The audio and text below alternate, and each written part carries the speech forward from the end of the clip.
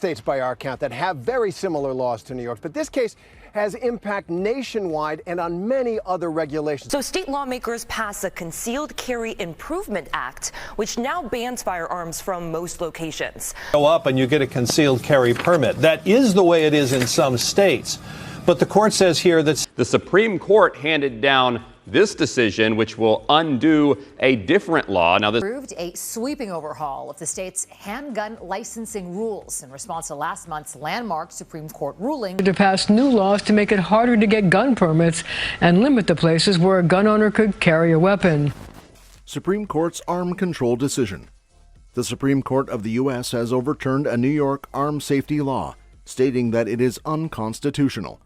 This decision is similar to laws in 7 other states, which account for over a quarter of the U.S. population. The Bruen decision threatens other armed safety laws, as Maryland suspended a similar law just 2 weeks after the ruling.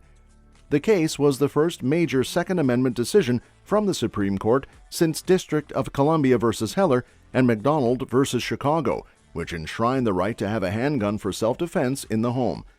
In Heller, the court specified that some arm regulations were permissible, including bans on weapons in sensitive places like schools and churches.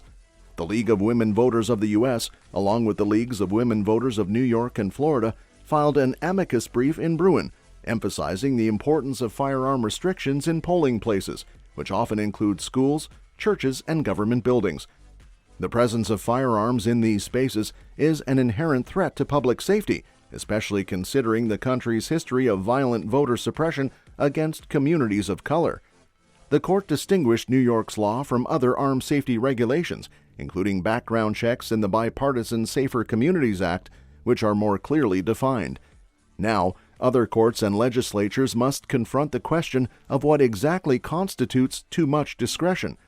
Bruen altered the well-established test for evaluating armed safety laws, putting similar laws at risk in multiple states.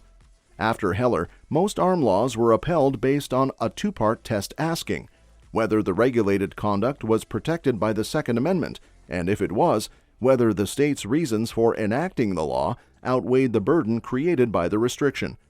However, Bruen held that this test stretches the bounds of Heller because it gives too much discretion to state officials. After Bruen, the constitutionality of arm laws will be based on whether the plain text of the Second Amendment protects the activities the laws are regulating. If it does, the government must affirmatively prove that its firearms regulation is part of the historical tradition to set boundaries on arm use. This new test encroaches on the duties of state legislatures and Congress, as the court said the balance between Second Amendment rights and firearm restrictions has already been struck by the traditions of the American people.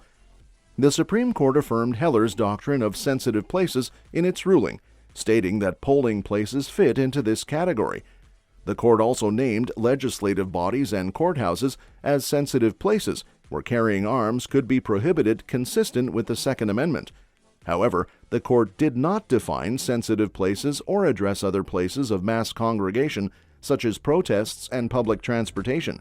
The judge said key parts of the law are unconstitutional, like banning guns from sensitive places like Times Square. The U.S. Supreme Court has just issued a major ruling in the challenge to a New York gun law. States by our count that have very similar laws to New York's, but this case has impact nationwide and on many other regulations. New law prohibiting the public from carrying concealed guns in certain sensitive areas suffered another setback today. Future lawsuits will likely have to find similarities between modern prohibitions and historically regulated sensitive spaces to determine whether contemporary arm laws are constitutional.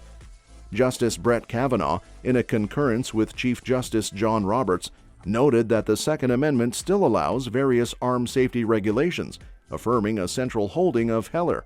Core reason for the Second Amendment is to provide law-abiding citizens with the ability to carry a gun for self-defense. So state lawmakers passed the Concealed Carry Improvement Act, which now bans firearms from most locations. The landmark Supreme Court ruling striking down a New York state law on the books for more than a century. They said states still may limit arms so long as they employ objective tests.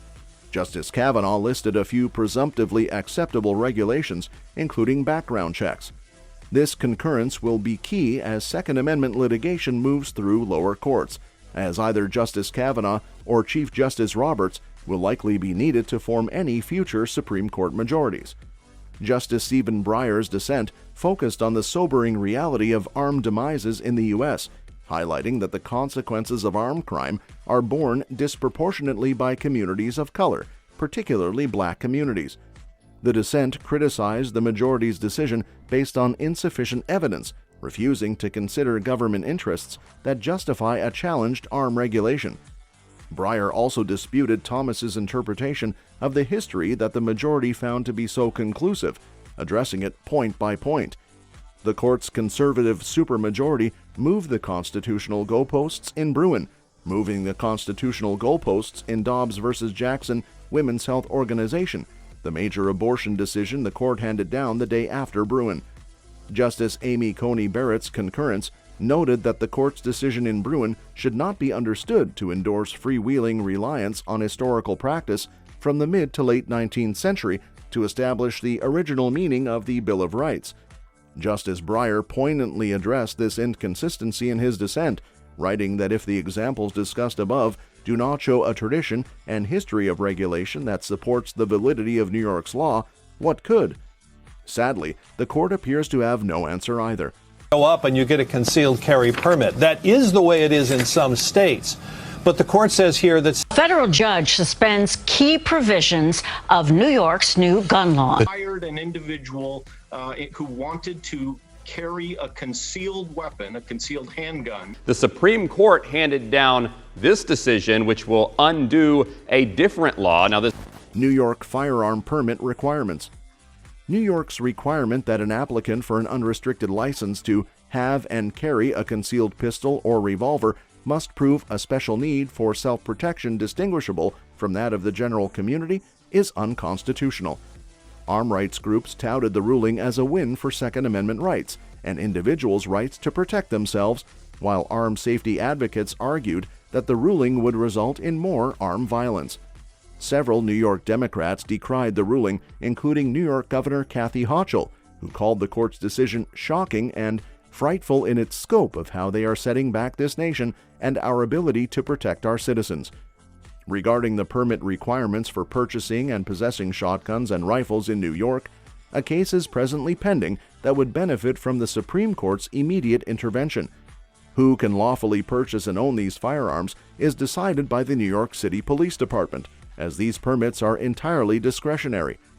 Justice Sotomayor rejected the plaintiff's emergency application and dismissed the case.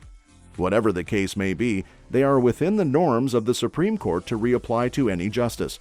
A permit mechanism at the heart of the matter runs counter to the Supreme Court's ruling in the New York State Rifle and Pistol Association versus Bruin case. The Supreme Court's decision in the Bruin case established that may issue licensing licenses had no basis in precedent. In this lawsuit, the plaintiffs claim that the present purchase and possession permit in New York City does not have any historical counterpart. Justice Thomas ruled in the Bruin case that New York's proper cause requirement violated the 14th Amendment and was thus unlawful. If the petitioners are prepared to shoulder the burden of proof, the plaintiffs will contend that the pre-existing right enshrined in the Second Amendment does not shield their intended action. In a 6-3 decision, the court struck down New York's law, which places restrictions on concealed handguns. A government figure, that the individual had a particularized need for that concealed carry permit. Approved a sweeping overhaul of the state's handgun licensing rules in response to last month's landmark Supreme Court ruling. But it also puts state laws in jeopardy that are similar to this law. The plaintiffs are challenging the application's criterion of excellent moral character by referencing the Bruin case. Reviewing the licensing scheme's requirement that applicants demonstrate their moral character, the district court issued a permanent injunction. A permanent injunction was issued by the judge against that portion of the statute because he or she thought it improper. Nevertheless, New York City sought a stay of execution by appealing the ruling to the Second Circuit.